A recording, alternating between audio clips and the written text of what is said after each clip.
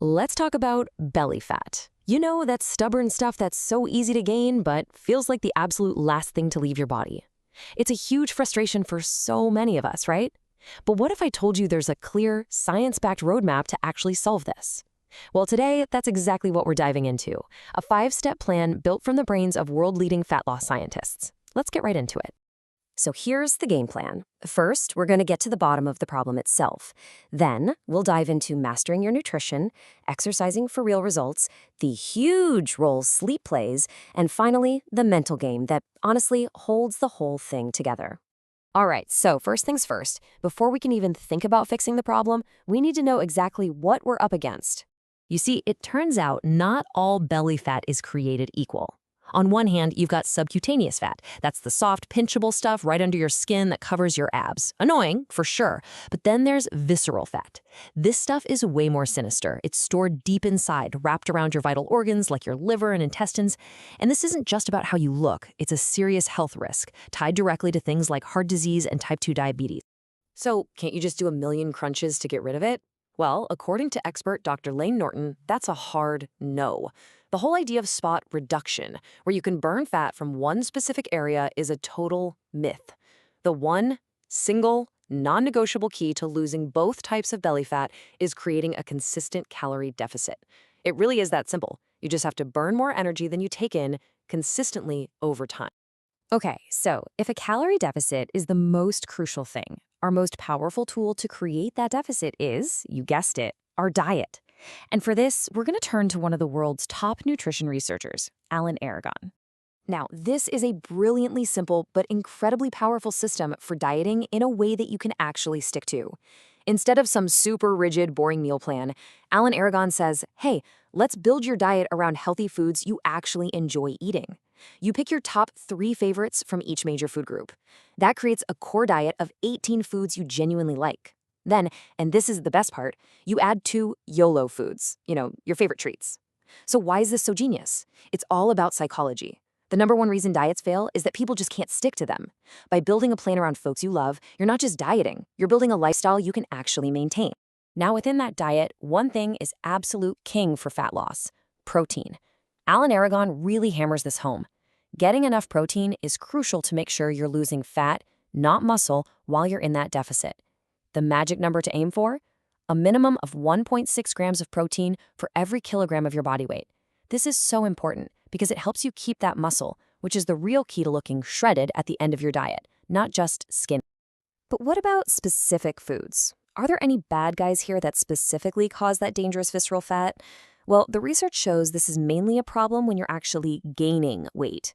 In one study, where people were deliberately overfed, the group eating a diet high in saturated fats gained more visceral fat than the group eating a diet high in polyunsaturated fats. That's the healthier kind you find in nuts and avocados. But here's the real takeaway, the bottom line. If you are in a calorie deficit, you will lose visceral fat, period. The deficit is what matters most. Okay, let's move on to exercise. We know diet is key for creating the calorie deficit. So what's the real point of working out? To break it all down for us, we've got pro-natural bodybuilder and scientist Dr. Eric Trexler. And Eric immediately points out a super common mistake. When people think fat loss, their brains just scream cardio, cardio, cardio. And while cardio definitely has its place, it might not be the most important piece of the exercise puzzle. So what should be your top priority? Resistance training. Yep, lifting weights. It's incredibly powerful for 3 big reasons. First, it helps you hang on to all your precious muscle, which, again, gives you that defined, shredded look. Second, we're now seeing research that preserving your lean muscle actually helps you manage hunger. And third, and this is huge, it dramatically lowers the chance that you'll regain all the fat once the diet is over. So where does cardio fit in? Well, think of it as a fantastic tool to manage your total energy burn. You see, when you diet, your body naturally starts to conserve energy. So all that non-exercise movement, we're talking fidgeting, walking around, taking the stairs, what scientists call NEAT, it all tends to go down. Cardio is the perfect way to counteract that drop, helping you keep your total daily calorie burn high without having to cut your food intake even more. Okay, you're eating right, you're training smart, but there's a hidden variable that can completely sabotage all of your best efforts. For this, we turn to body composition researcher Dr. Bill Campbell, who's going to break down a pretty shocking recent study all about sleep. The study itself was actually pretty simple. They took a bunch of healthy adults and had them live in a lab.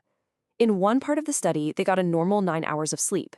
In the other part, they were restricted to just 4 hours. And in both phases, they could eat whatever they wanted. The big question was, what happens? And the first result was just staggering. When they were only getting 4 hours of sleep, the subjects, completely on their own, with no prompting, ate an average of 300 extra calories per day. But believe it or not, that's not even the most shocking part of the study.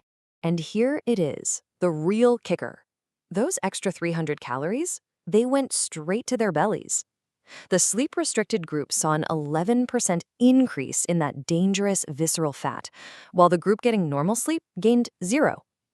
Let that sink in for a second. Lack of sleep was directly causing them to gain the worst kind of fat. Okay, but you might be thinking, what if I'm already in a calorie deficit? Does sleep still matter then? The answer is a resounding yes, and this earlier study shows exactly why. They put 2 groups on the exact same diet, the only difference, sleep. Now get this, both groups lost about the same amount of total weight on the scale, but what they lost was completely different. The well-rested group lost 2.3 times more body fat, while the sleep-deprived group lost way more of their hard-earned muscle. So yeah, sleep matters a lot. We've covered diet, exercise, and sleep, but honestly, none of that matters without consistency. And that brings us to our final and maybe the most important section with Master Coach Lauren Conlon, winning the mental game. Tell me if this cycle looks familiar to you. You start out obsessing over your belly. Then, when it doesn't magically disappear in the first few weeks, you feel like nothing is working. That leads you to either quit right then and there or to make crazy, unsustainable changes, like slashing your calories to nothing or doing hours of cardio. And of course, you inevitably fall off that plan and quit. It's a pattern of self-sabotage that stops so many people right in their tracks. So how do you break the cycle? It's actually pretty simple. First, you have to understand and just accept that for most of us, the belly is going to be the last place fat comes off. It's just how our bodies work. Second, you have to track more than just the number on the scale. Pay attention to how your clothes are fitting, your energy levels, take progress photos. And third, you just have to be patient and trust that the process is working, even when it feels slow. And this quote from Lauren really just says it all. That moment when you feel the most like giving up is so often right before the biggest changes are about to happen. Pushing through that tough period is what separates success from failure. So let's wrap this all up into a super clear action plan. Number 1, create a consistent calorie deficit. 2, build a sustainable diet you actually enjoy with plenty of protein. 3, prioritize lifting weights. 4, get at least 7 hours of quality sleep every night. And 5, be patient, track more than just the scale, and trust the process. You now have the complete scientific roadmap from some of the best minds on the planet. The only thing left to do is to take that first step. So the question isn't whether it works. The question is, what is the very first change you are going to commit to today?